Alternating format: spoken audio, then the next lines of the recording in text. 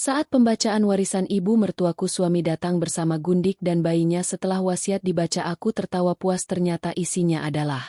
Sebelum lanjut ke cerita selanjutnya, yuk subscribe dan like. Absen dulu di kolom komen ya ah. Aku masih ingat jelas hari itu.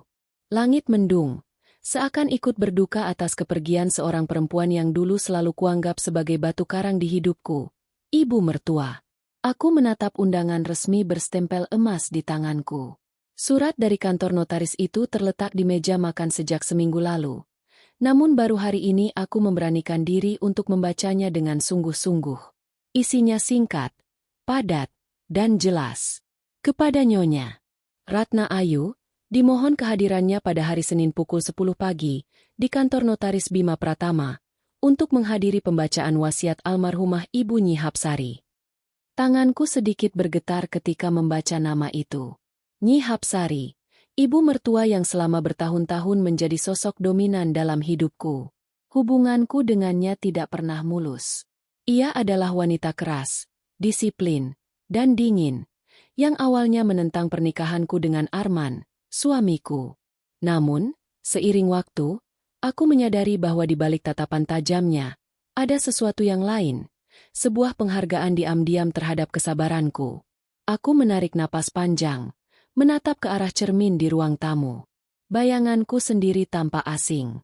Mata yang dulu berbinar penuh harapan kini berubah menjadi teduh, menyimpan banyak luka. Namun, ada sesuatu yang berbeda, senyum tipis di bibirku. Entah kenapa, firasatku mengatakan bahwa hari pembacaan wasiat ini bukanlah sekadar formalitas biasa. Ada rahasia besar yang akan terbongkar. Rumah besar keluarga Hapsari terletak di pusat kota. Berdiri megah bak istana tua dengan pilar-pilar kokoh dan ukiran Jawa klasik di setiap sudutnya. Aku melangkah masuk ke halaman rumah itu dengan langkah yang sedikit ragu, sementara dalam hatiku bergemuruh perasaan yang campur aduk, antara nostalgia, dendam, dan ketegangan. Gerbang besi hitam setinggi 3 meter itu kini terbuka lebar, menyambut kedatangan para ahli waris. Mobil-mobil mewah sudah berjajar di halaman. Aku bisa mengenali beberapa dari plat nomor kendaraan itu. Mobil kakak iparku yang sombong, mobil adik ipar yang jarang pulang, bahkan mobil sepupu-sepupu yang selama ini hanya datang ketika ada urusan harta. Aku turun dari mobil dengan gaun sederhana berwarna hitam. Tidak ada perhiasan mencolok di tubuhku, hanya cincin pernikahan yang masih setia melingkar di jari manisku. Entah kenapa, aku merasa tidak perlu menunjukkan kemewahan. Biarlah mereka yang lain berlomba-lomba memamerkan status. Aku cukup berdiri dengan elegan.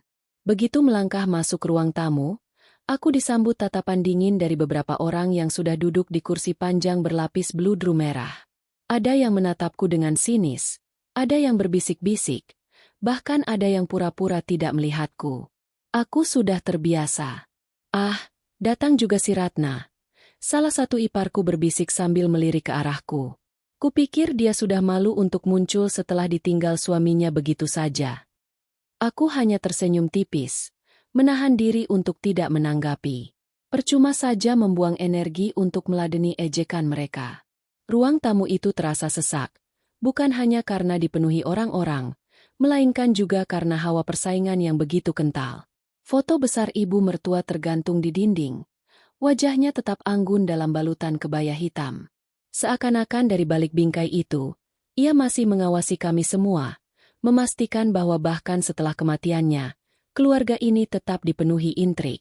Notaris Bima, seorang pria parubaya dengan kacamata tebal dan wajah serius, sudah duduk di kursi utama dengan map tebal di tangannya. Ia sesekali mengecek jam tangannya, menunggu seluruh ahli waris lengkap hadir sebelum memulai pembacaan wasiat. Aku duduk di pojok, mencoba menenangkan diriku sendiri. Hening yang terasa di dalam ruang itu sebenarnya hanyalah permukaan. Di bawahnya ada desiran bisik-bisik, bisikan serakah tentang siapa yang akan mendapatkan bagian terbesar. Aku menutup mata sejenak. Kilas balik kenangan bersama ibu mertua kembali menyeruak. Aku ingat ketika pertama kali menjadi bagian dari keluarga ini. Betapa dinginnya sambutan ibu mertua. Perempuan sepertimu tidak pantas untuk Arman, katanya dengan wajah datar. Tapi kalau kau benar-benar mencintainya, buktikan dengan kesabaranmu. Kata-kata itu menusuk, namun juga menjadi cambuk bagiku untuk tetap bertahan. Aku menerima hinaan, cemoohan, bahkan ketidakpedulian suamiku, hanya demi menunjukkan bahwa aku bisa bertahan. Hingga akhirnya, tanpa kusadari, ibu mertua mulai membuka sedikit hatinya. Ia tidak pernah mengucapkan kata sayang, tapi aku tahu dari caranya mempercayakan urusan rumah dan perusahaan keluarga padaku. Seakan-akan, ada semacam pengakuan diam-diam. Ratna. Sebuah suara memecah lamunanku. Aku menoleh. Di pintu besar yang megah, seseorang berdiri dengan wajah penuh kesombongan. Dia adalah orang yang paling tidak kuharapkan muncul, namun sekaligus orang yang sudah kuduga akan datang dengan penuh drama. Arman, suamiku. Namun bukan itu yang membuat ruang tamu mendadak gaduh. Di sampingnya berdiri seorang wanita muda dengan gaun merah menyala, wajah penuh riasan, sambil menggendong seorang bayi mungil. Wanita itu melangkah dengan penuh percaya diri, sementara Arman menggandeng tangannya tanpa rasa bersalah. Aku terdiam. Jantungku berdetak kencang, namun bibirku justru tersenyum miris. Tentu saja, Arman tidak akan melewatkan kesempatan ini. Bisik-bisik semakin ramai. Itu gundiknya, kan? Dia bahkan bawa anak haramnya ke sini. Berani sekali mereka muncul di acara pembacaan wasiat. Aku bisa merasakan tatapan penuh ejekan dari wanita itu. Nadia, gundik suamiku. Senyum tipisnya seperti berkata bahwa aku hanyalah istri yang gagal, sementara dia membawa penerus keluarga ini. Arman menepuk bahu notaris, lalu melirik ke arahku. Maaf terlambat. Aku rasa kita bisa mulai sekarang. Aku tidak menjawab. Aku hanya duduk diam, menatap mereka dengan tatapan yang sulit dibaca. Dalam hatiku, sebuah suara kecil berbisik, "Tunggu saja, Arman. Tunggu saja, Nadia. Kalian akan segera tahu bahwa tidak semua yang kalian kira milik kalian benar-benar akan jatuh ke tangan kalian." Aku menegakkan tubuhku, merapikan gaun hitamku, lalu mengalihkan pandangan ke arah notaris. Suasana menjadi semakin tegang. Semua orang menahan napas.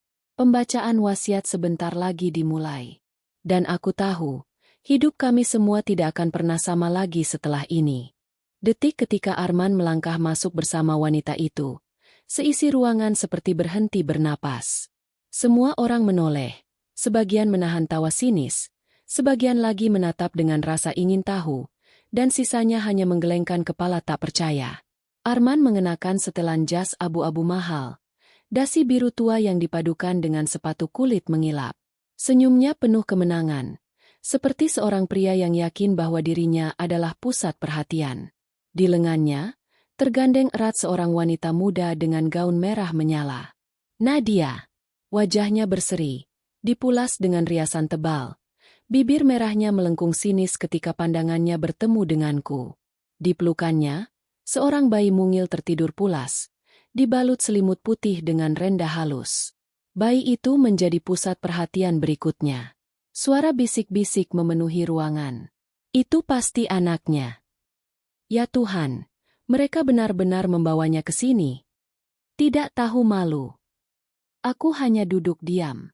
Tanganku mengepal di pangkuan, tapi wajahku tetap tenang. Sesuatu dalam diriku berkata bahwa hari ini aku tidak boleh terlihat lemah.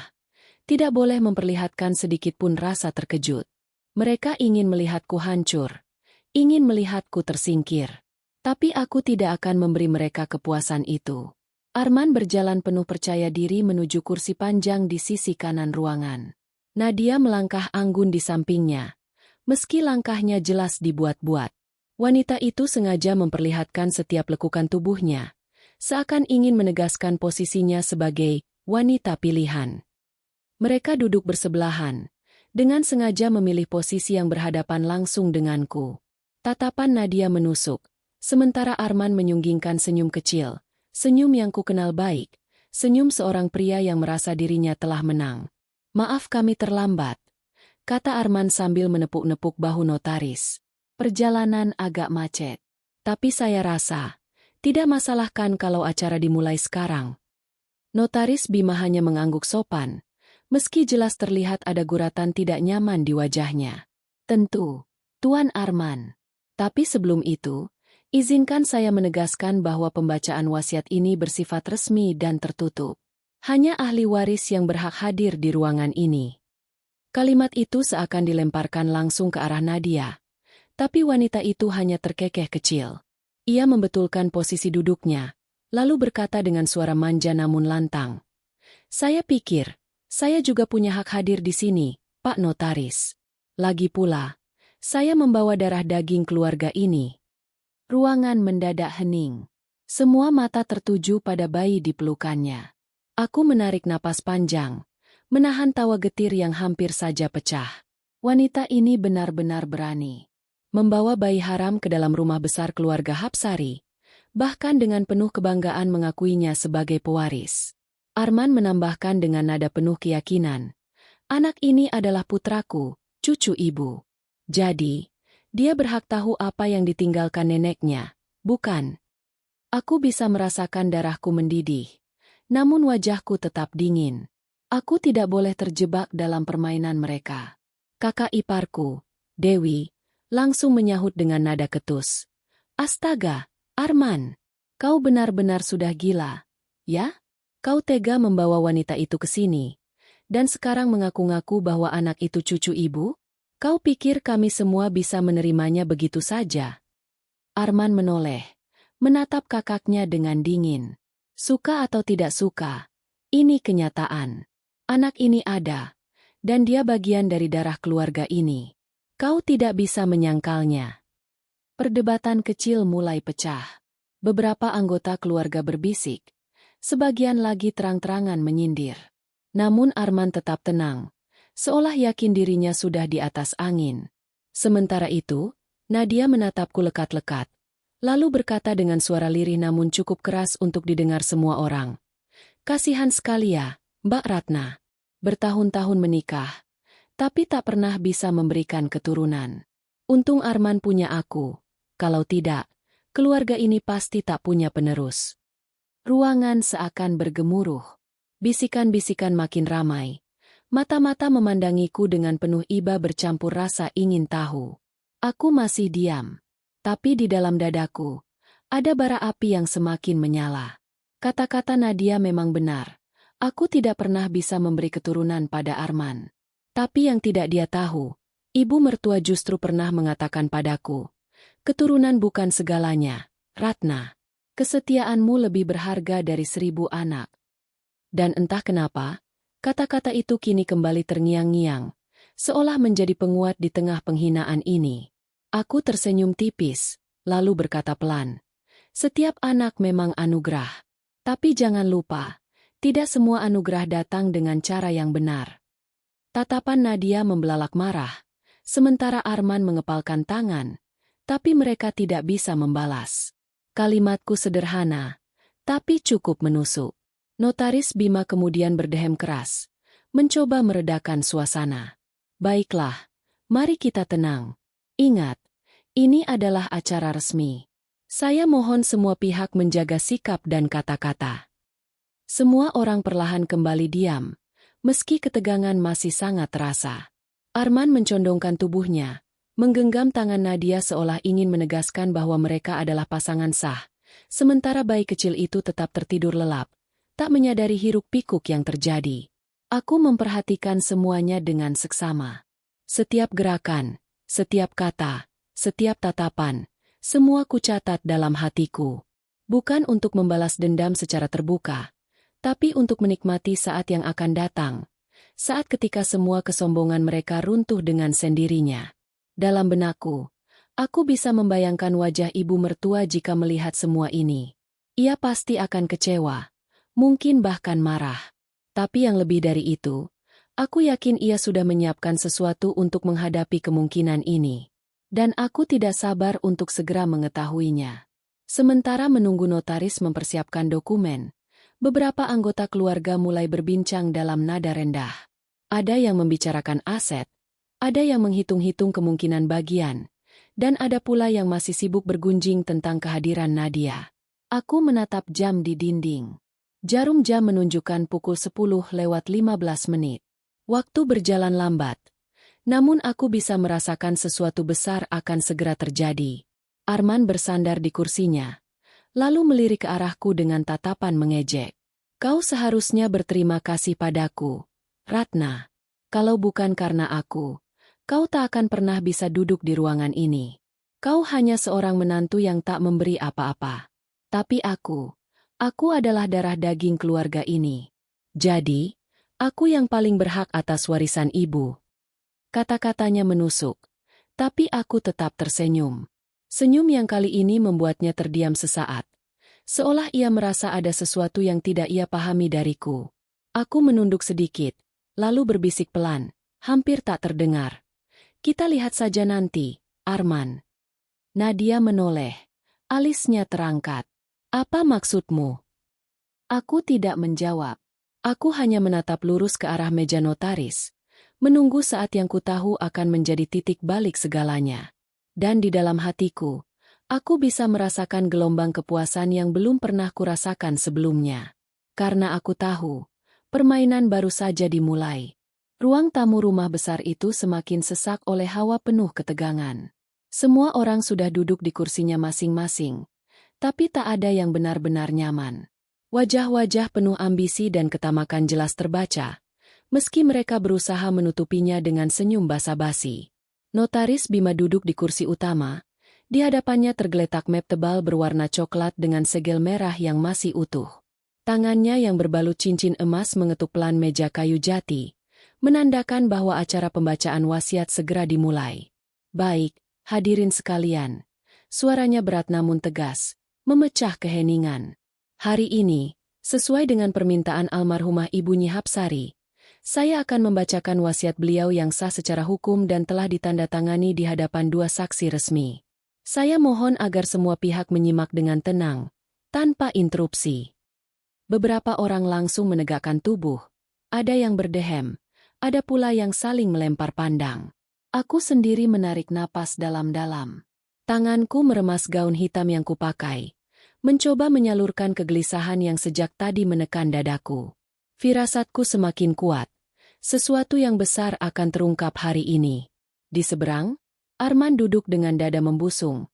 Tatapannya penuh percaya diri.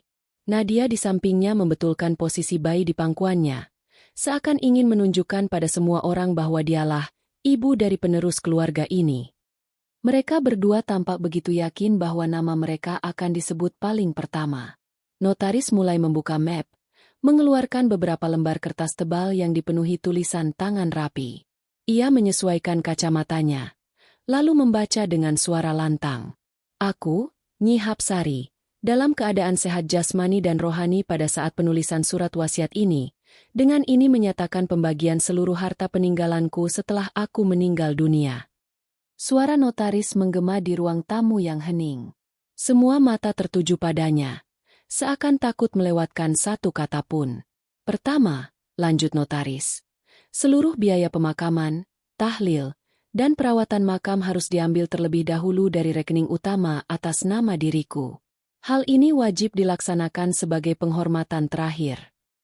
Beberapa orang mengangguk setuju. Itu bagian formalitas. Tak ada yang benar-benar peduli. Mereka hanya menunggu bagian pembagian aset. Selanjutnya, suara notaris semakin jelas. Saham minoritas yang kumiliki di perusahaan keluarga, sejumlah 5%, aku wariskan kepada cucuku, Raka dan Rani, anak dari Dewi. Dewi, kakak iparku, tersenyum puas. Ia memeluk kedua anak remajanya yang duduk di sebelahnya. Suara kecil bergema di ruangan. Ada yang iri, ada yang berdecak kagum. Aku melirik sekilas ke arah Arman. Wajahnya tetap tenang, seolah berkata, itu cuma remah. Bagian besar pasti untukku. Lalu, 3 rumah yang berada di kawasan Menteng, Surabaya, dan Bandung, aku bagi rata kepada ketiga anak kandungku, Dewi, Arman, dan Galih. Bisik-bisik kembali terdengar. Beberapa kerabat mulai mencatat cepat di buku kecil, menghitung-hitung nilai rumah yang disebutkan. Arman mengangguk kecil, senyum tipis muncul di bibirnya. Nadia menyikut lengannya pelan, memberi isyarat bahwa semua berjalan sesuai harapan mereka. Aku masih duduk diam, mendengarkan dengan wajah tenang. Namun, di dalam hati, aku mulai bertanya-tanya. Kenapa namaku belum disebut? Apakah ibu mertua hanya menganggapku orang luar, meski aku menantunya? Atau, apakah beliau menyiapkan sesuatu yang lain? Notaris berhenti sejenak, menyesap air putih dari gelas di mejanya. Lalu ia melanjutkan. Seluruh perhiasan emas, berlian, dan koleksi batik kuno, aku wariskan kepada cucuku, sesuai pembagian yang akan ditentukan kemudian oleh wali mereka. Suara-suara kecil kembali terdengar. Semua orang sudah menahan diri sejak tadi, tapi kini mulai tampak resah. Mereka menunggu bagian inti, rumah besar tempat kami duduk sekarang, perusahaan utama, dan rekening-rekening yang nilainya sangat besar. Arman bersandar lebih dalam di kursinya. Ia menepuk-nepuk lutut. Jelas tak sabar menunggu namanya dipanggil. Nadia menatap notaris dengan penuh harap. Bahkan tersenyum manis seolah dirinya juga ahli waris sah. Aku menunduk sejenak, merasakan jantungku berdetak cepat. Semua ini hanyalah prolog. Aku yakin bagian yang paling penting belum dibacakan. Notaris menoleh ke arah kami semua. Matanya menyapu ruangan dengan tatapan serius. Dan akhirnya, tibalah pada bagian utama wasiat. Almarhumah Nyi Hapsari telah menuliskan dengan sangat jelas kepada siapa seluruh aset utama, termasuk rumah besar ini, saham mayoritas perusahaan keluarga, serta rekening deposito utama, akan diwariskan. Ruangan mendadak hening. Hanya suara jam dinding yang terdengar. Detaknya terasa begitu lambat. Arman merapikan jasnya, menegakkan tubuh. Senyum penuh keyakinan mengembang di bibirnya. Nadia bahkan menepuk pelantangan kecil bayi yang masih tertidur, seakan sudah yakin bahwa hari ini adalah hari kemenangan mereka. Aku, sebaliknya, hanya duduk tegak dengan wajah netral. Dalam hatiku, aku berdoa pelan. Apapun yang akan disebutkan notaris, aku harus siap. Aku harus tegar. Notaris menunduk, menelusuri baris kalimat di lembaran kertas. Bibirnya perlahan bergerak membaca. Semua orang menahan napas. Tapi sebelum kata-kata itu keluar, Arman tiba-tiba berkata lantang. Saya rasa bagian itu sudah jelas. Ibu tentu akan mewariskan semuanya pada saya, sebagai putra laki-laki, sebagai penerus keluarga ini. Bukankah begitu? Suara gaduh langsung pecah. Beberapa orang terkejut dengan keberaniannya. Beberapa lagi mendengus sebal. Notaris mengangkat wajahnya, menatap Arman dengan tegas. Tuan Arman, izinkan saya menyelesaikan pembacaan. Semua isi wasiat sudah ditulis jelas oleh almarhumah. Tidak ada yang boleh mendahului. Arman tersenyum tipis, tapi aku bisa melihat ada sedikit kegugupan di balik wajah percaya dirinya. Aku memandangnya lama, lalu tanpa sadar tersenyum. Senyum kecil yang membuatnya melirikku dengan tatapan curiga. Sementara itu, Nadia mendekap bayi di dadanya lebih erat. Tatapannya penuh kebanggaan seolah sudah memiliki segalanya. Aku menahan napas. Kata-kata yang akan keluar dari mulut notaris sebentar lagi akan mengubah seluruh kehidupan kami. Wasiat itu bukan hanya sekadar pembagian harta. Ia adalah penentuan siapa yang akan benar-benar berkuasa, siapa yang akan dihormati, dan siapa yang akan kehilangan segalanya. Dan di saat semua orang menunggu dengan nafas tertahan, aku bisa merasakan detak jantungku berpacu lebih cepat. Karena aku tahu, apapun yang akan terjadi, hidup kami semua tak akan pernah sama lagi setelah kalimat berikutnya keluar dari mulut notaris. Suara notaris yang membaca baris demi baris wasiat mulai terdengar semakin jauh di telingaku, seakan menghilang di telan riuh pikiran. Aku hanya duduk diam, tubuhku tegak, tapi benakku melayang ke masa-masa lalu. Saat pertama kali aku melangkah masuk rumah besar ini sebagai seorang pengantin baru. Hari itu, aku masih berusia 23 tahun. Gaun pengantin putih masih melekat di tubuhku. Wajahku dipenuhi senyum canggung sekaligus bahagia. Aku benar-benar mencintai Arman, dan saat itu aku yakin ia pun mencintaiku. Namun, sambutan yang kuterima dari ibu mertua, Nyi Hapsari, berbeda jauh dari yang kuharapkan. Jadi, ini menantuku? Suaranya dingin, tatapannya tajam meneliti dari atas hingga bawah tubuhku. Ia mengenakan kebaya hitam dengan selendang batik. Rambutnya disanggul rapi. Aura kewibawaan terpancar kuat dari tubuhnya, membuatku merasa begitu kecil. Aku menunduk, mencoba memberi hormat. Iya, Bu. Saya Ratna. Beliau mengangguk pelan, tapi matanya tetap dingin. Kau cantik, tapi itu tidak cukup. Arman butuh istri yang bisa menjaga nama keluarga ini. Semoga kau tidak membuatku menyesal. Kata-kata itu menusuk. Aku hampir menangis saat itu juga. Tapi aku menahannya. Aku tahu, sejak detik itu, aku harus berjuang keras untuk membuktikan diriku pantas berada di rumah ini. Hari-hari awal pernikahanku tidak mudah. Arman sering sibuk dengan urusan perusahaan. Pulang larut malam, kadang tanpa kabar. Aku mengurus rumah besar seorang diri, berusaha menyesuaikan diri dengan para pembantu yang lebih setia pada perintah ibu mertua daripada padaku. Aku ingat suatu pagi, ketika aku mencoba memasak sarapan untuk semua orang. Nasi goreng yang kubuat penuh cinta justru mendapat komentar pedas dari ibu mertua. Ini terlalu asin. Kalau begini caramu merawat keluarga, bagaimana kau bisa dipercaya mengurus hal yang lebih besar? Aku menunduk, menahan perih di hati. Namun bukannya menyerah. Aku belajar lebih keras. Aku minta resep dari juru masak lama keluarga. Aku menonton bagaimana ia menyiapkan makanan. Perlahan, aku mulai menguasai selera ibu mertua. Setiap kali aku berhasil membuat makanan yang disukainya, aku melihat sekilas perubahan di matanya. Ia tidak pernah memuji, tapi aku tahu, ada pengakuan diam-diam di sana. Hubunganku dengan Arman pun tidak seindah yang kuimpikan. Pada awalnya, ia lembut dan penuh perhatian. Namun, seiring waktu, dinginnya rumah besar ini merembes ke dalam pernikahan kami. Ia mulai jarang berbicara padaku, lebih banyak sibuk dengan urusan luar. Ketika aku gagal memberikan keturunan setelah bertahun-tahun menikah, hubungan itu semakin renggang. Arman mulai menyalahkanku, seolah seluruh masalah berasal dari rahimku yang kosong. Apa gunanya aku menikahimu kalau kau tidak bisa memberiku anak? Kata-katanya suatu malam, menusuk lebih dalam dari pisau. Aku menangis semalaman, tapi ibu mertua justru masuk ke kamarku tanpa kukira. Ia duduk di kursi dekat ranjang, menatapku dengan sorot mata yang sulit kutebak. Menangis tidak akan menyelesaikan apapun, katanya. Kau harus lebih kuat dari ini, Ratna. Hidup di keluarga besar bukan untuk orang lemah. Aku terdiam, bingung apakah itu sebuah nasihat atau sindiran. Tapi sejak malam itu, aku mulai menguatkan diriku. Ada satu peristiwa yang tak pernah kulupakan. Suatu ketika, perusahaan keluarga mengalami masalah besar. Beberapa kontrak hampir gagal karena dokumen yang tercecer. Semua orang panik. Arman marah-marah, sementara kakak dan adik iparku saling menyalahkan. Tanpa sengaja, aku menemukan dokumen yang hilang itu di ruang kerja ibu mertua. Aku memberanikan diri untuk menyusunnya kembali dan menyerahkan langsung kepada beliau.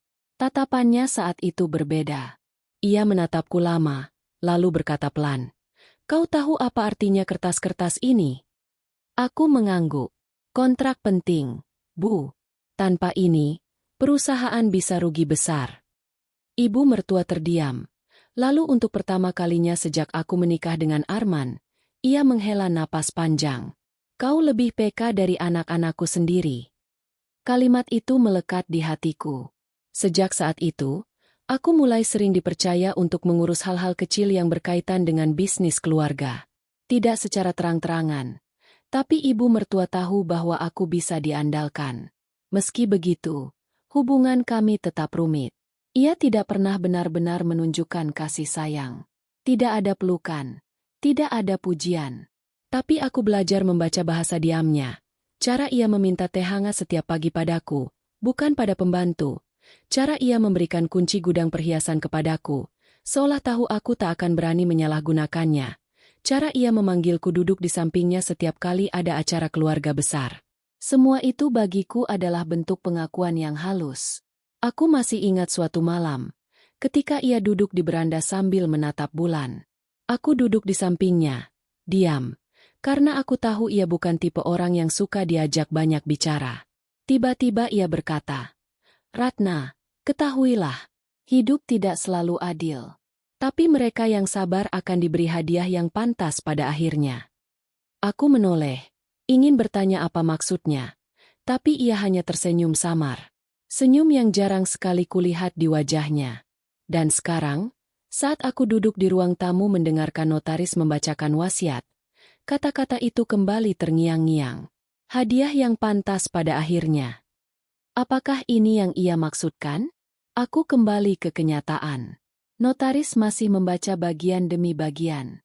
Arman terlihat semakin tidak sabar, sementara Nadia berulang kali membetulkan posisi duduknya, seakan tidak tahan menunggu nama mereka disebut.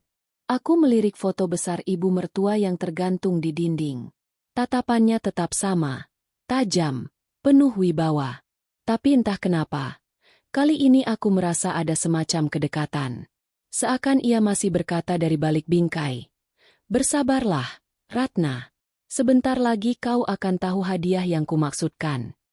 Aku menegakkan tubuhku, membiarkan senyum tipis muncul di bibirku. Apapun yang akan terjadi setelah ini, aku tahu satu hal pasti, aku tidak lagi sendirian. Aku punya kenangan, pengakuan diam-diam, dan mungkin peninggalan yang sudah ia siapkan khusus untukku. Dan ketika notaris berdehem, bersiap membaca bagian paling inti dari wasiat, aku merasa siap. Lebih siap daripada siapapun di ruangan ini. Suasana ruang tamu semakin berat. Udara seakan mengeras, membuat napas jadi sesak. Notaris baru saja menyelesaikan satu bagian penting dari wasiat, namun belum sampai ke inti, ketika tiba-tiba suara kursi berderi terdengar cukup keras. Arman bangkit dari duduknya. Wajahnya memerah menahan emosi. Ia menatap lurus ke arah notaris, lalu melirikku dengan pandangan penuh kemarahan. "Saya rasa kita semua tahu siapa yang paling pantas menerima warisan ini," ucapnya dengan nada tinggi.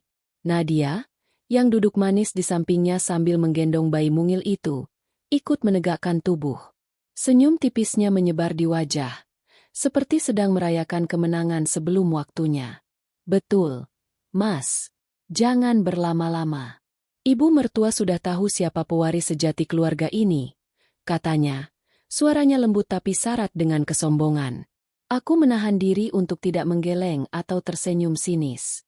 Dari awal aku sudah menduga, mereka pasti tak akan sabar menunggu.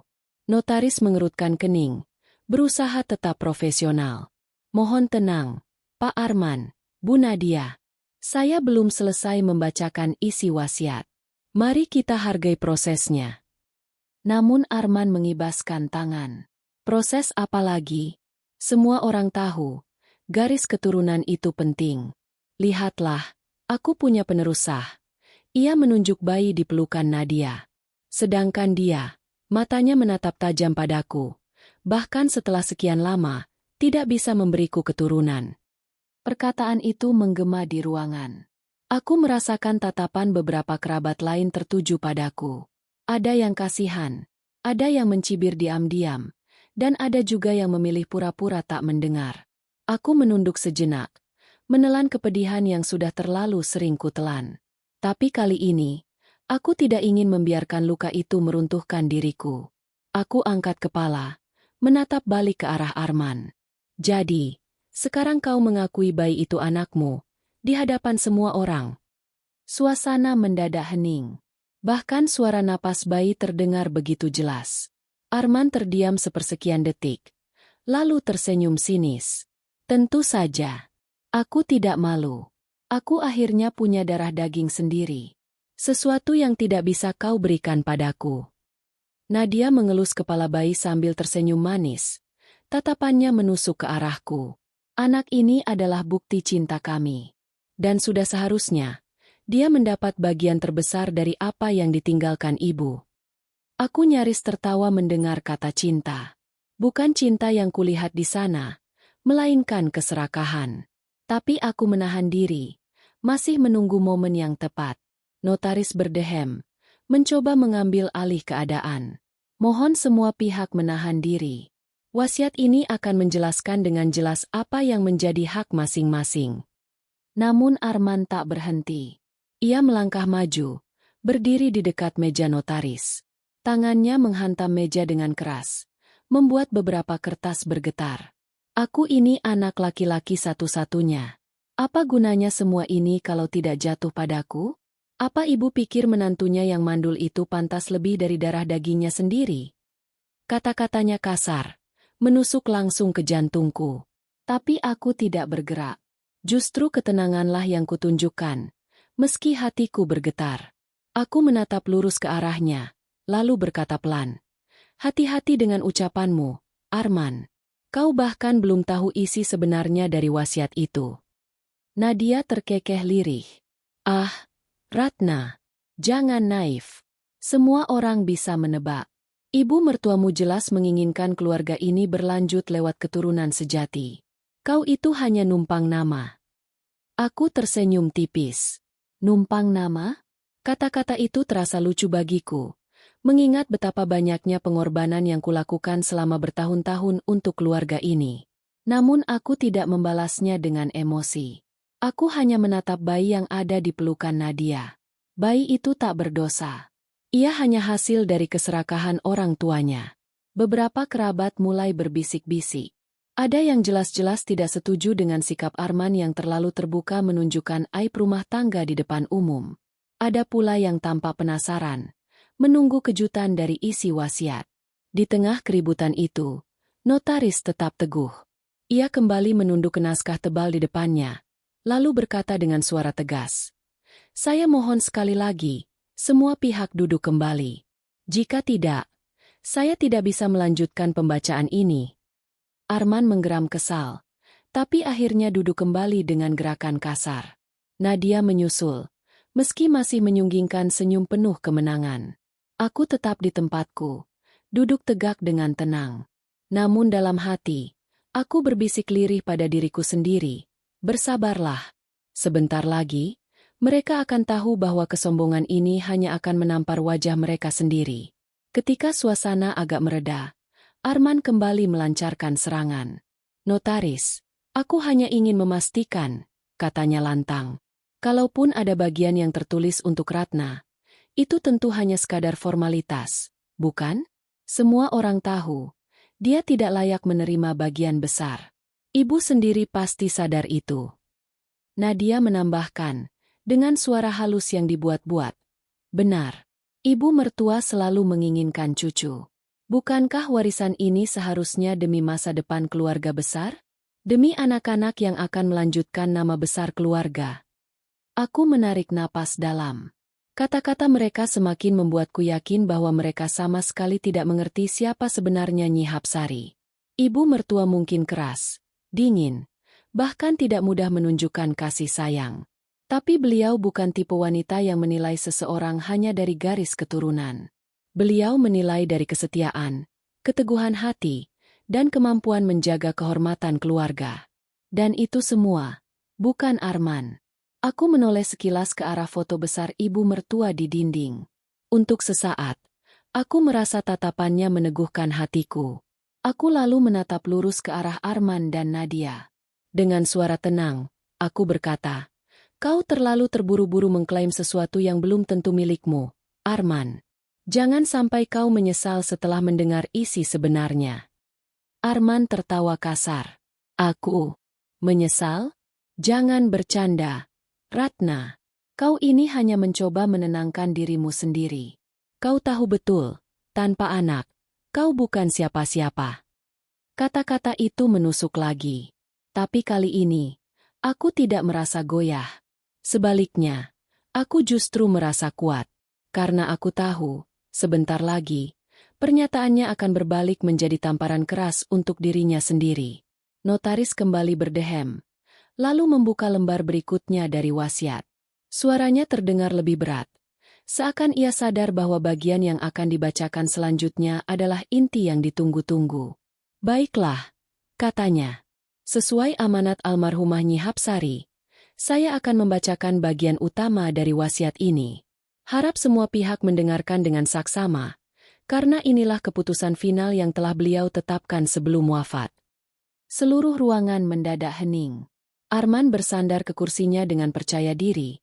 Nadia memeluk bayi lebih erat sambil tersenyum penuh kemenangan. Sementara aku duduk tegak, dengan hati berdegup kencang.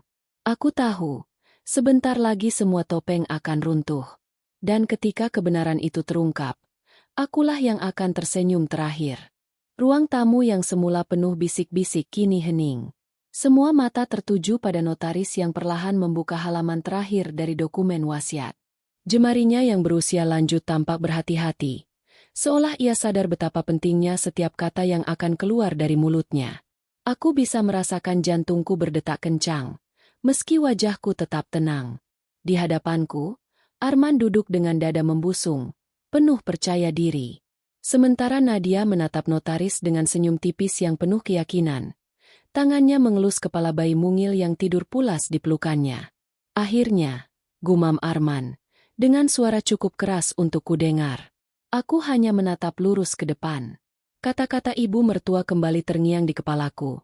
Mereka yang sabar akan diberi hadiah yang pantas pada akhirnya. Notaris berdehem, lalu mulai membaca dengan suara tegas. Dengan kesadaran penuh, tanpa paksaan dari pihak manapun, aku, Hapsari, menuliskan wasiat ini untuk memastikan harta dan nama baik keluarga tetap berada di tangan yang tepat. Aku menyadari, setelah kepergianku, akan ada banyak perselisihan. Oleh karena itu, aku menuliskan dengan rinci agar tidak menimbulkan salah paham.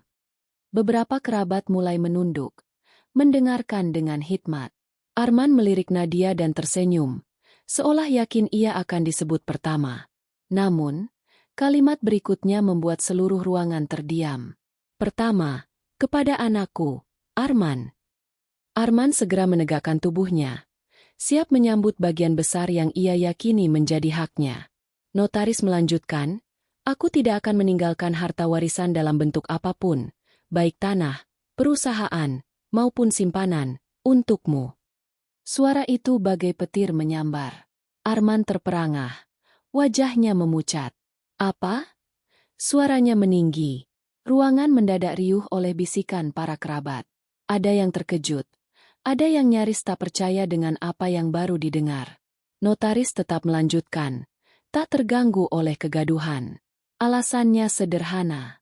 Selama ini, engkau tidak menunjukkan tanggung jawab yang layak sebagai seorang putra. Kau lebih sibuk memikirkan kesenangan pribadi daripada menjaga kehormatan keluarga. Aku tidak ingin jerih payah yang kubangun hancur di tanganmu. Aku melihat wajah Arman memerah. Tangannya mengepal di atas meja. Nadia terlihat gelisah. Senyumnya sirna seketika. Arman berdiri mendadak. Tidak mungkin. Ini pasti ada kesalahan. Mana mungkin ibu tidak memberiku apapun? Aku anak laki-lakinya satu-satunya. Notaris mengangkat kepala, menatapnya tajam. Saya hanya membacakan apa yang tertulis dengan tangan almarhumah sendiri. Disaksikan dua saksi sah. Tidak ada kesalahan, Pak Arman. Aku menahan senyumku. Rasanya ingin sekali tertawa puas. Tapi aku memilih tetap duduk tenang, menikmati pemandangan suamiku yang selama ini sombong kini terguncang habis-habisan. Notaris melanjutkan. Kedua, kepada bayi yang lahir dari hubungan Arman dengan perempuan lain, yang bernama Nadia. Nadia segera menatap penuh harap, seolah ingin mendengar namanya dipuja. Namun lagi-lagi, kalimat berikutnya menghancurkan segalanya. Aku tidak mengakui anak itu sebagai cucuku. Karena bagiku, ia lahir dari pengkhianatan yang mencoreng nama keluarga. Oleh sebab itu, aku tidak meninggalkan apapun untuknya. Suara Nadia tercekat. Senyumnya yang tadi angkuh berubah menjadi pucat pasi. Bayi di pelukannya bergerak gelisah, seakan merasakan ketegangan ibunya. Tidak mungkin. Nadia berteriak lirih. Ibu tidak mungkin sekejam itu. Anak ini tidak salah. Anak ini darah dagingnya. Notaris hanya menghela napas, lalu menunduk kembali pada naskah. Saya hanya membaca apa yang ditulis almarhumah. Dan beliau menegaskan, darah daging yang lahir dari pengkhianatan tidak pantas disebut penerus.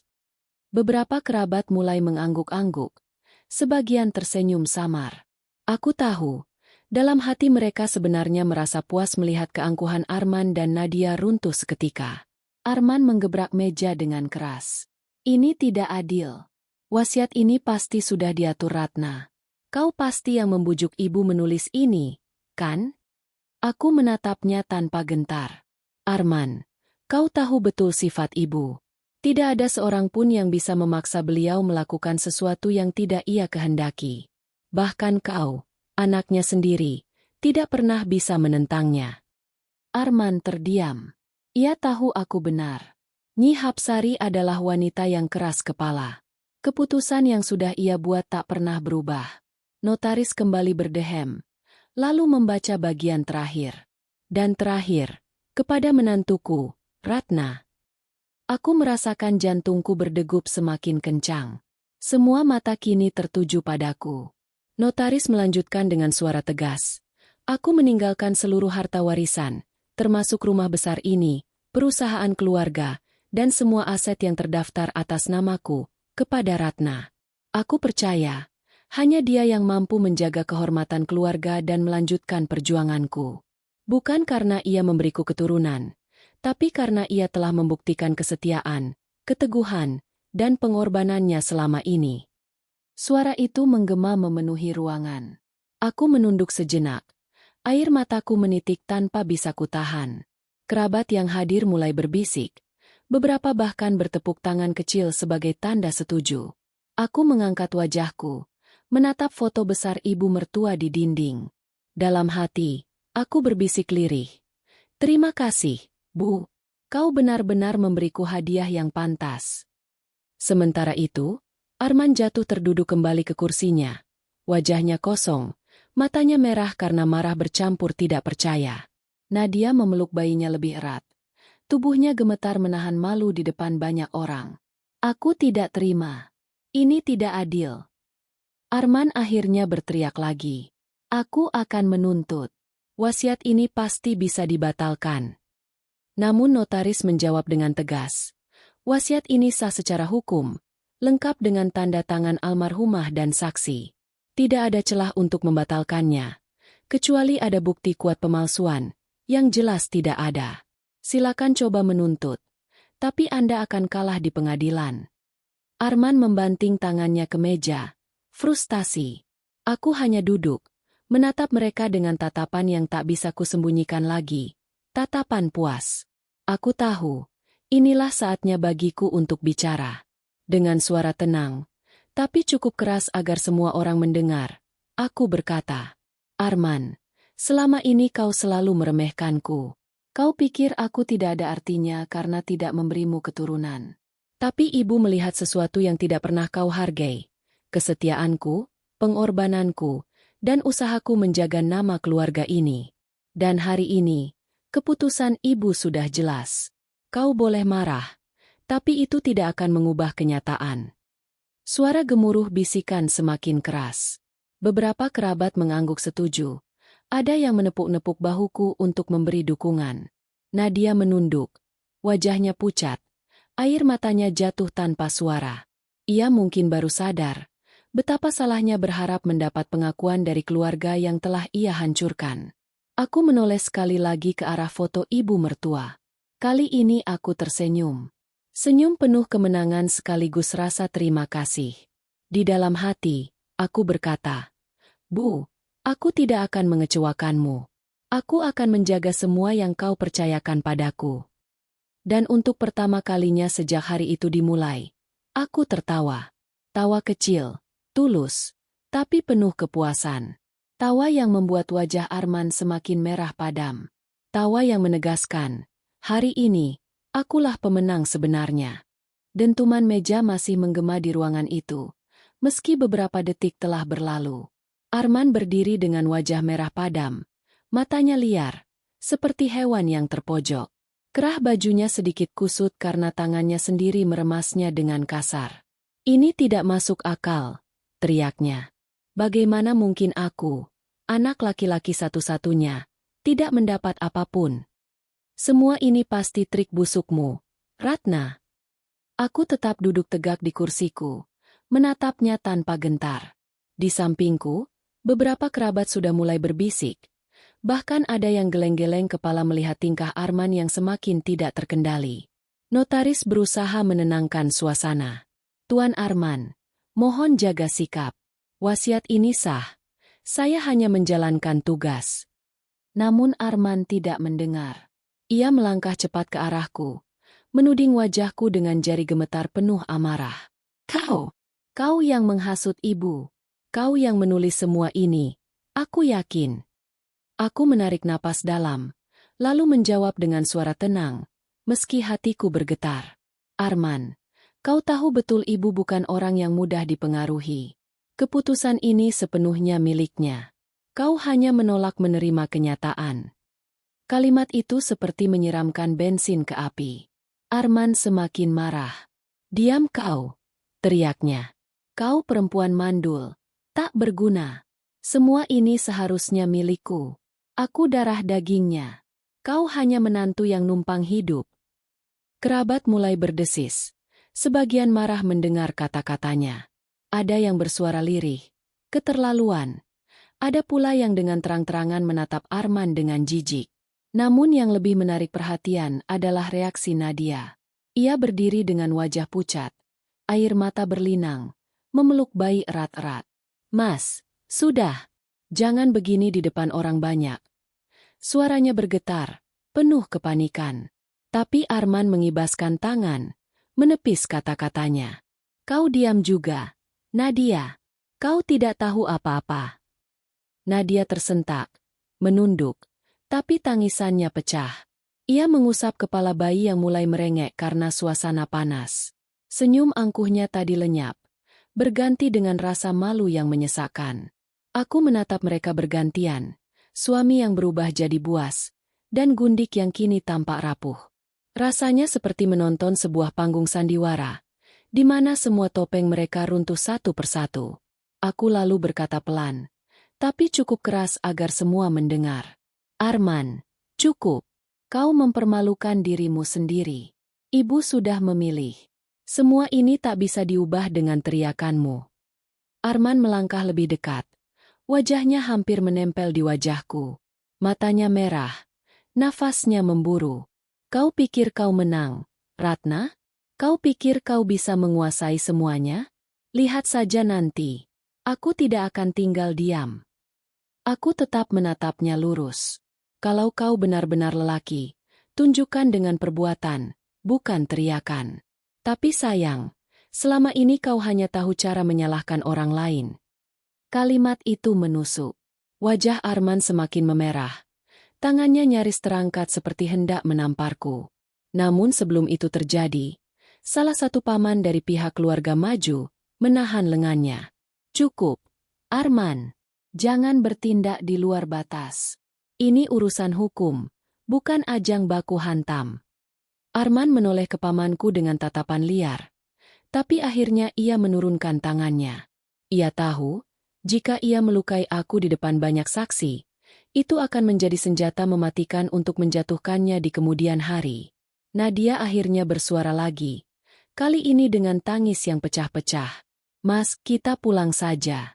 Tolong jangan bikin anak ini menanggung malu. Tapi Arman malah menoleh dengan tatapan penuh benci.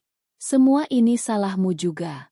Kalau bukan karena kau, aku tidak akan diasingkan dari ibu. Kau pikir anakmu bisa membuat ibu luluh? Nyatanya tidak. Sekarang aku kehilangan segalanya. Ucapan itu membuat Nadia terisak makin keras. Ia duduk kembali, memeluk bayinya seolah ingin melindunginya dari kata-kata ayahnya sendiri. Beberapa kerabat menatap kasihan, tapi tak ada yang berani bicara. Aku memperhatikan pemandangan itu dengan perasaan campur aduk. Bayi itu sama sekali tidak bersalah.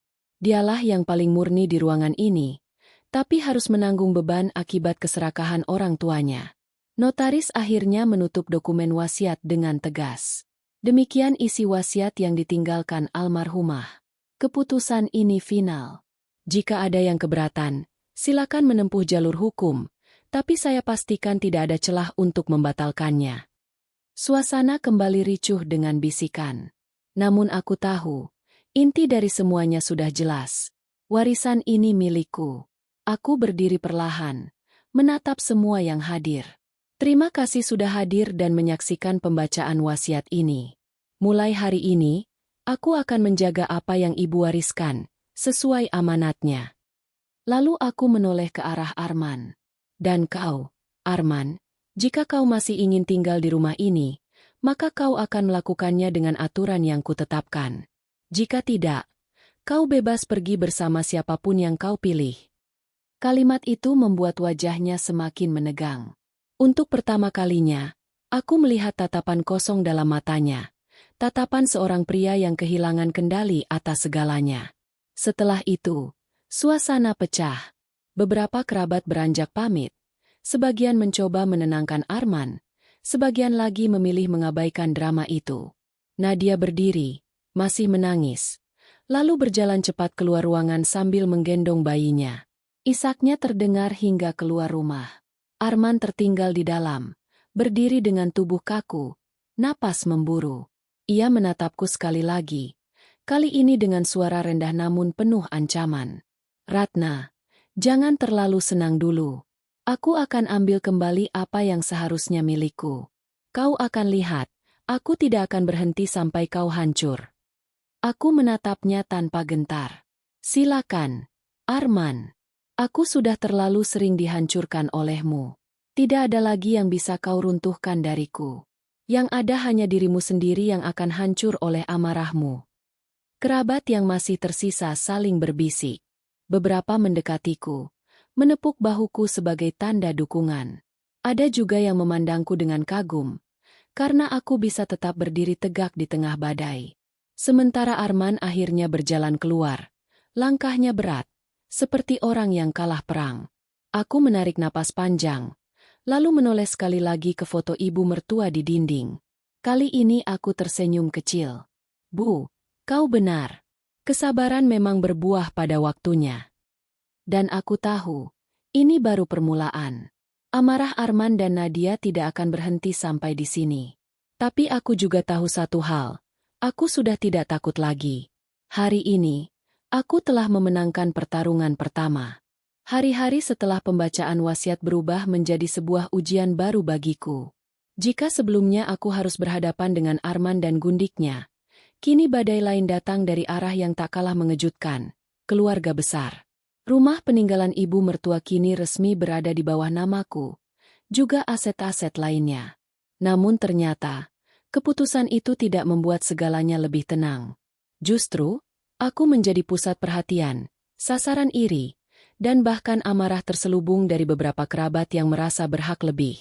Pagi itu, aku duduk di ruang tamu besar, menatap secangkir teh hangat yang baru saja kubuat. Suasana rumah masih terasa asing. Meski aku sering berkunjung ke sini saat ibu masih hidup, kali ini rasanya berbeda. Seolah rumah ini benar-benar menguji apakah aku pantas menempatinya. Ketukan pintu terdengar keras. Seorang bibi dari pihak keluarga Arman datang bersama dua anaknya yang sudah berkeluarga. Mereka masuk tanpa banyak basa-basi. Ratna, kami harus bicara, kata Bibi Sumi. Wajahnya tegas, bahkan cenderung dingin. Aku mempersilakan mereka duduk. Silakan, Bi. Ada apa? Bibi Sumi menatapku lekat-lekat. Kami merasa apa yang kau lakukan kemarin keterlaluan. Bagaimana mungkin kau tega menerima semua harta itu sementara Arman, anak kandung sendiri, tidak mendapat apa-apa? Itu tidak masuk akal. Aku menarik napas pelan. Bukan aku yang memutuskan, Bei. Itu semua murni keputusan ibu. Aku hanya menjalankan amanatnya. Salah satu anaknya, sepupuku dari pihak suami, menimpali dengan suara tinggi. Amanat? Jangan bodoh. Ratna, semua orang tahu kau pasti mempengaruhi nenek sebelum dia meninggal. Kau merayu, kau pura-pura jadi menantu baik, padahal tujuanmu hanya satu, menguasai harta. Hatiku tercekat, tapi aku tidak menunjukkan rasa sakit itu di wajahku. Aku tidak pernah mempengaruhi siapapun. Jika kalian kenal ibu dengan baik, kalian tahu betul beliau tidak pernah mudah dipengaruhi. Suasana memanas. Tuduhan demi tuduhan dilontarkan. Mereka mengungkit masa laluku, bahkan menyindir soal kandungan yang tak kunjung hadir dalam rumah tanggaku dengan Arman. Kau bahkan tidak bisa memberi cucu untuk keluarga ini. teriak salah satu sepupuku. Jadi apa pantas harta keluarga jatuh ke tanganmu? Aku tersenyum miris. Apakah nilai seorang perempuan hanya diukur dari rahimnya? Ibu tidak pernah berpikir seperti itu. Justru ibu melihat kesetiaan dan ketulusan, bukan sekadar darah. Ucapan itu membuat mereka terdiam sejenak. Tapi tak lama kemudian suara bising kembali memenuhi ruangan.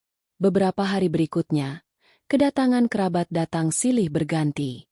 Ada yang secara halus mencoba membujuk, ada pula yang terang-terangan menekan. Apa kau tidak merasa berdosa? Kata seorang paman. Arman memang salah, tapi tetap saja dia darah daging ibu. Setidaknya, kau harus memberinya sebagian. Aku menjawab dengan sabar, meski hatiku mulai lelah. Pak, bukan hak saya untuk membagi ulang apa yang sudah ibu putuskan. Kalau memang Arman merasa tidak adil, silakan tempuh jalur hukum. Saya tidak akan menghalangi. Namun jawaban itu hanya menambah bisik-bisik di belakangku. Di pasar, di arisan keluarga, bahkan di pengajian, namaku menjadi bahan omongan. Mereka menyebutku serakah, jahat, bahkan licik. Yang paling mengejutkan adalah ketika suatu malam, Arman datang lagi ke rumah. Kali ini tidak bersama Nadia, melainkan dengan dua paman dari pihak keluarga. Mereka duduk di ruang tamu dengan ekspresi serius. Arman membuka pembicaraan dengan nada yang lebih tenang, tapi jelas penuh kepalsuan. Ratna, aku datang baik-baik. Aku tidak mau masalah ini berlarut. Bagilah harta itu secara adil. Setidaknya, rumah ini, kau bisa ambil aset lain, tapi biarkan rumah ini untukku dan anakku. Aku menatapnya lama. Arman, berhenti berpura-pura. Kau hanya ingin menyingkirkanku dari sini. Jangan gunakan anakmu sebagai alasan.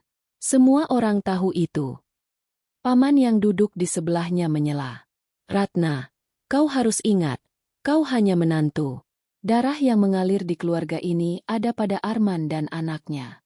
Kalau kau pintar, kau akan menyerahkan sebagian dengan sukarela. Jangan menunggu sampai semuanya jadi urusan hukum. Aku tahu itu ancaman terselubung. Tapi aku juga tahu, mereka sengaja menekanku. Dengan suara mantap, aku menjawab. Saya tidak akan mundur dari keputusan ibu. Rumah ini adalah amanat beliau, bukan sekadar harta. Kalau kalian ingin menempuh jalur hukum, silakan. Saya tidak takut. Wajah Arman memerah. Tapi kali ini ia menahan diri. Ia berdiri, melangkah keluar dengan geram, meninggalkan kalimat yang menusuk. Kau pikir kau kuat, Ratna? Kau tidak tahu apa yang menantimu. Setelah mereka pergi, aku duduk lama di ruang tamu, menatap lampu gantung yang bergoyang pelan. Di dalam hatiku, ada sedikit rasa goyah. Benarkah aku bisa menghadapi semua ini sendirian? Namun bayangan wajah ibu kembali hadir. Aku teringat bagaimana beliau selalu menggenggam tanganku ketika aku merasa lemah. Jangan takut. Nak, orang yang benar tidak perlu gentar. Kesabaranmu akan menjadi saksi. Kata-kata itu menguatkanku kembali. Aku tahu, badai ini baru permulaan. Tekanan dari keluarga besar hanyalah ujian kecil dibandingkan amarah Arman yang semakin membara. Aku menatap keluar jendela, ke arah malam yang pekat. Baiklah, Bu, bisiku. Aku akan bertahan. Karena aku tahu, warisan terbesar yang sebenarnya bukan rumah atau harta, melainkan keberanian untuk berdiri di atas kebenaran. Dan malam itu, meski perasaan dihantui ketakutan, aku tidur dengan keyakinan baru. Apapun yang akan datang, aku siap menghadapinya. Hari-hari setelah tekanan dari keluarga besar berlalu, aku pikir badai akan sedikit reda. Ternyata dugaanku salah. Arman tidak diam. Ia memang kalah di depan notaris, tapi bukan berarti ia menyerah. Balas dendamnya dimulai dengan cara-cara yang lebih licik, lebih menusuk, dan lebih melelahkan daripada sekadar teriakan di ruang pembacaan wasiat. Awalnya, semua terlihat tenang. Arman tidak datang lagi ke rumah. Tidak menghubungiku, bahkan Nadia pun tak pernah menampakkan wajah. Tapi justru ketenangan itu membuatku curiga. Kecurigaan itu terbukti ketika suatu pagi aku menerima surat dari kantor kelurahan. Surat panggilan. Isinya singkat tapi menohok. Laporan perselisihan rumah tangga. Arman menuduhku melakukan kekerasan verbal, bahkan mengusirnya dari rumah secara sepihak. Aku membaca surat itu berulang kali, sampai tanganku bergetar. Kekerasan verbal? Mengusir? Ya Tuhan! Aku hampir tak percaya bagaimana tega Arman membalikan fakta. Di kantor kelurahan, aku berhadapan langsung dengannya. Wajahnya tenang, tapi matanya penuh sinis. Ia duduk di kursi berseberangan dengan lengan terlipat. Di sampingnya, Nadia hadir dengan bayi di pelukan, memainkan peran perempuan malang yang seolah ikut menjadi korban. Petugas kelurahan mencoba menengahi. Ibu Ratna, Bapak Arman mengadu bahwa ibu kerap merendahkan, memaki, bahkan mengusir beliau dari rumah. Apa benar demikian? Aku menatap Arman lekat-lekat. Ia menunduk, berpura-pura tersakiti. Hatiku mendidih. Pak, justru sebaliknya. Sayalah yang dikhianati, dihina, bahkan ditelantarkan. Seluruh keluarga besar menjadi saksi bagaimana dia membawa Gundik dan bayi ke pembacaan wasiat. Kalau saya benar melakukan apa yang dia tuduhkan, tentu tak ada seorang pun yang masih mendukung saya. Silakan tanyakan kepada para saksi yang hadir kemarin.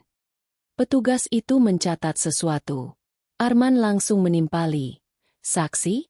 Semua kerabatmu sudah kau beli dengan harta yang kau rampas dari ibu. Jangan pura-pura suci, Ratna. Semua orang tahu kau menipu ibu untuk menulis wasiat itu. Aku menahan napas. Mencoba tetap tenang. Silakan buktikan. Saya tidak takut menghadapi hukum. Pertemuan itu berakhir buntu. Tapi aku tahu, ini baru langkah pertama Arman. Ia sedang membangun narasi bahwa aku adalah perempuan kejam, licik, dan tidak pantas menerima warisan. Beberapa hari kemudian, fitnah mulai menyebar. Tetangga datang dengan wajah penasaran. Ada yang pura-pura iba. Ada yang terang-terangan menyindir.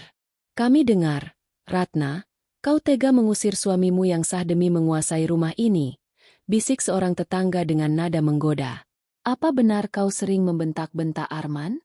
Kasihan, dia laki-laki baik, kata yang lain, sambil melirik penuh tuduhan. Aku hanya tersenyum pahit. Rasanya ingin berteriak, ingin membela diri, tapi aku tahu, semakin aku membantah, semakin mereka menikmati gosip itu. Puncaknya terjadi ketika suatu sore. Aku baru pulang dari pasar dan mendapati pagar rumah dicoret-coret cat merah. Tulisan besar terbaca jelas. Perempuan serakah. Perampas hak anak. Tanganku gemetar memegang gagang pagar. Beberapa anak kecil menonton dari jauh, lalu tertawa sambil berlarian. Tetangga hanya berbisik-bisik. Tak ada yang mau membantu. Aku masuk rumah dengan air mata menetes. Rasanya dunia benar-benar berbalik menuduhku. Namun saat aku duduk di ruang tamu, menatap foto ibu mertua di dinding, aku mendengar suara hatiku sendiri. Ratna, kau sudah tahu ini akan terjadi. Jangan biarkan mereka menghancurkanmu dengan kata-kata. Aku menghapus air mata, berdiri, lalu mengambil ember air dan sikat. Dengan tanganku sendiri, aku membersihkan pagar itu hingga bersih kembali. Setiap gesekan sikat, aku anggap sebagai cara menghapus luka di hatiku. Tapi Arman tidak berhenti. Ia bahkan mencoba menyerangku dari sisi hukum. Lewat seorang pengacara, ia mengajukan gugatan bahwa wasiat ibu tidak sah karena dianggap ditulis dalam kondisi tertekan dan dipengaruhi pihak ketiga. Pengacaraku menjelaskan bahwa gugatan semacam itu lemah, karena ada saksi notaris dan rekam medis yang menyatakan ibu masih sehat saat menulis wasiat. Namun tetap saja, proses hukum itu membuatku harus bolak-balik ke pengadilan, menghadapi tatapan tajam, dan menyaksikan Arman berpura-pura sebagai korban. Yang lebih menyakitkan, Nadia selalu hadir di setiap sidang, duduk di kursi belakang sambil menggendong bayinya. Setiap kali bayi itu menangis, seolah semua orang di ruang sidang melihatku sebagai penyebab penderitaannya. Satu malam, aku menerima telepon dari nomor tak dikenal. Suaranya lirih, tapi penuh ancaman. Ratna, Serahkan rumah itu. Kalau tidak, jangan salahkan kami kalau kau celaka. Hatiku tercekat. Siapapun yang menelpon. Aku tahu itu pasti ada hubungannya dengan Arman. Malam itu aku tidak bisa tidur. Aku menatap langit-langit kamar. Tubuhku bergetar. Untuk pertama kalinya, aku benar-benar merasa takut. Tapi kemudian aku ingat sesuatu. Aku tidak sendirian. Ada beberapa kerabat yang masih diam-diam mendukungku. Ada juga sahabat lama yang selalu menguatkan lewat pesan singkat. Dan yang terpenting, aku punya diriku sendiri yang tidak boleh menyerah. Hari-hari berikutnya aku hadapi dengan kepala tegak. Meski hati penuh luka. Aku hadir di pengadilan dengan pakaian rapi, menjawab semua tuduhan dengan tenang, dan tidak membalas fitnah dengan fitnah. Beberapa orang mulai melihat perbedaan itu. Mereka membandingkan wajahku yang tetap tenang dengan wajah Arman yang semakin hari semakin penuh amarah. Aku bisa melihatnya. Balas dendam Arman, sekeras apapun, perlahan justru merusak dirinya sendiri. Dan aku tahu, saatnya akan tiba ketika ia benar-benar jatuh oleh perbuatannya sendiri. Namun satu hal yang paling menusuk adalah ketika suatu hari, Nadia mendatangiku diam-diam. Ia mengetuk pintu rumah dengan wajah kusut. Bayi di gendongannya. Aku tidak tahan lagi, Mbak, katanya lirih. Matanya sembab. Mas Arman semakin kasar bukan hanya padaku, tapi juga pada anak ini. Aku terdiam. Hatiku bergetar. Nadia, perempuan yang dulu menyakitiku, kini berdiri di depan pintuku dengan tubuh bergetar, meminta pertolongan. Disitulah aku sadar. Balas dendam Arman bukan hanya ditujukan padaku. Ia sedang menghancurkan semua orang di sekitarnya, termasuk orang yang dulu ia klaim sebagai cintanya. Dan malam itu, aku tahu, pertarungan kami belum selesai. Tapi kali ini, aku tidak lagi berdiri sendirian. Hidupku setelah pembacaan wasiat seperti berada di tengah badai tanpa henti. Arman, keluarga besar, bahkan gosip tetangga silih berganti menghantamku. Namun setiap pukulan itu justru menguatkan. Dan akhirnya, hari itu datang. Hari di mana semua kepalsuan terungkap, dan kebenaran berdiri tegak. Sidang gugatan warisan memasuki tahap akhir. Ruang sidang dipenuhi wajah-wajah yang menanti hasil putusan. Aku duduk di bangku depan bersama pengacaraku, mengenakan kebaya sederhana warna biru tua. Sementara di seberang, Arman hadir dengan jas yang agak kebesaran, wajahnya penuh percaya diri. Di sampingnya, Nadia duduk dengan wajah pucat, menggendong bayi yang tertidur lelap. Hakim membuka sidang dengan suara tegas. Semua mata tertuju ke depan. Setelah memeriksa bukti dan mendengar keterangan saksi, pengadilan memutuskan bahwa wasiat almarhumah Nyonya Sulastri adalah sah secara hukum. Tidak ditemukan bukti adanya paksaan ataupun manipulasi. Dengan demikian, semua harta warisan sah menjadi milik pewaris yang ditunjuk, yaitu Ibu Ratna. Suasana riuh. Beberapa kerabat yang hadir tampak kecewa. Sebagian lain hanya terdiam. Arman sontak berdiri. Wajahnya merah padam. Tidak mungkin. Hakim, kau sudah dibeli. Ini tidak adil, teriaknya. Hakim mengetuk palu keras-keras. Tenang, keputusan ini final. Jika Tuan Arman tidak terima, silakan ajukan kasasi. Sidang selesai. Palu diketuk 3 kali. Putusan jatuh. Aku yang menang. Aku menarik napas panjang. Rasa lega mengalir di dadaku. Pengacaraku menepuk pundakku pelan. Selamat, Bu Ratna. Keadilan berpihak pada Anda. Tapi aku tahu, kemenangan ini bukan sekadar tentang harta. Ini tentang harga diri. Tentang kebenaran yang selama ini diinjak-injak. Arman menatapku dengan penuh kebencian, lalu meninggalkan ruang sidang dengan langkah kasar. Nadia tertinggal, menunduk, lalu berlari menyusul dengan air mata. Beberapa hari setelah putusan, gosip di sekitar mulai mereda. Perlahan, orang-orang melihat siapa yang sebenarnya salah. Arman kehilangan banyak simpati karena sikapnya yang kasar. Bahkan beberapa kerabat yang dulu menekanku kini mulai meminta maaf secara halus. Meski tidak semua berani melakukannya terang-terangan. Namun yang paling mengejutkan, Suatu sore Nadia kembali datang ke rumah. Ia berdiri di depan pagar dengan wajah lusuh. "Mbak Ratna," panggilnya dengan suara parau. Aku keluar, menatapnya hati-hati. Bayi dalam gendongannya mulai rewel. "Ada apa, Nadia?" tanyaku pelan. Ia menunduk. Air matanya jatuh. Aku tidak tahan lagi, Mbak." Arman berubah jadi orang yang tidak kukenal. Dia marah setiap hari, mabuk, bahkan memukulku. Suaranya pecah. "Aku tahu aku salah, sudah merebut suami orang. Sudah menyakiti Mbak. Tapi tolong, aku tidak punya siapa-siapa lagi." Aku terdiam. Perempuan ini dulu musuh terbesarku. Ia yang merobek rumah tanggaku, memamerkan bayinya di depan keluarga, membuatku terhina. Tapi kini ia berdiri rapuh, meminta pertolongan. Aku menarik napas panjang. "Masuklah, Nat. Kita bicara di dalam." Kami duduk di ruang tamu. Nadia bercerita panjang tentang bagaimana Arman semakin kasar setelah kalah di pengadilan. Tentang hutang-hutangnya yang menumpuk. Tentang amarah yang ia lampiaskan pada siapa saja, termasuk bayi yang tak berdosa. "Aku takut, Mbak," katanya sambil terisak. "Aku takut anakku terluka. Aku tidak peduli lagi soal harta atau apapun. Aku hanya ingin anakku selamat." Aku menatapnya lama. Ada perasaan aneh di hatiku, campuran sakit, iba, dan lega.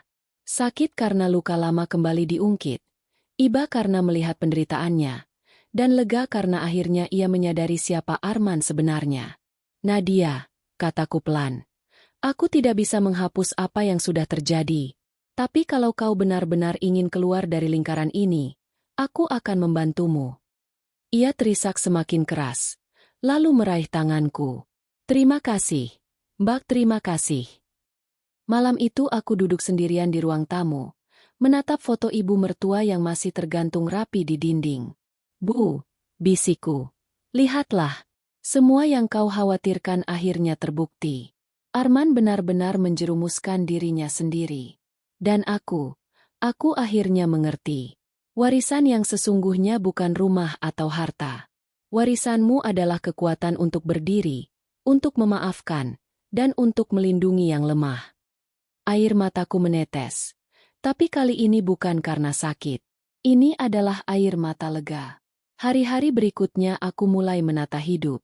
Aku mengelola rumah warisan dengan tenang, membukanya untuk kegiatan sosial kecil, seperti pengajian ibu-ibu atau tempat singgah anak-anak yatim. Perlahan, rumah ini bukan lagi sekadar simbol kemenangan, tapi benar-benar menjadi rumah yang bermanfaat bagi banyak orang. Nadia pun akhirnya mengambil langkah besar. Ia melaporkan tindak kekerasan Arman kepada polisi dengan bantuanku. Itu menjadi titik balik yang membuat Arman benar-benar jatuh. Beberapa minggu kemudian, kabar datang bahwa ia ditahan karena kasus KDRT dan juga hutang-hutangnya yang menumpuk. Ketika mendengar kabar itu, aku hanya menghela napas panjang. Tidak ada rasa puas berlebihan, hanya rasa tenang. Arman telah menuai apa yang ia tanam sendiri. Suatu sore, Nadia datang lagi. Kali ini wajahnya lebih segar, meski masih ada bayang-bayang lelah. Bayinya tertawa kecil di pelukannya. "Mbak, aku ingin mengucapkan terima kasih. Kalau bukan karena Mbak, mungkin aku masih bertahan dalam lingkaran gelap itu." Aku tersenyum kecil. "Yang membuatmu keluar adalah dirimu sendiri, Nat. Aku hanya menunjukkan jalan." Kami terdiam sejenak, lalu sama-sama menatap bayi itu yang tertawa riang. Entah mengapa, aku merasa tenang melihatnya. Seolah semua luka masa lalu perlahan sembuh. Malam itu, aku menulis di buku harian. Perjalanan panjang ini mengajarkanku bahwa kemenangan sejati bukan soal harta, bukan soal mengalahkan orang lain.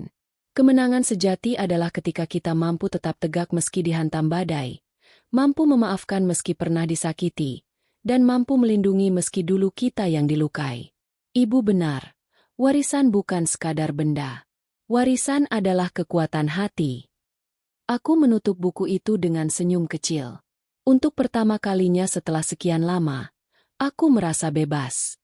Dan di dalam hati, aku tahu, Inilah kemenangan yang sesungguhnya.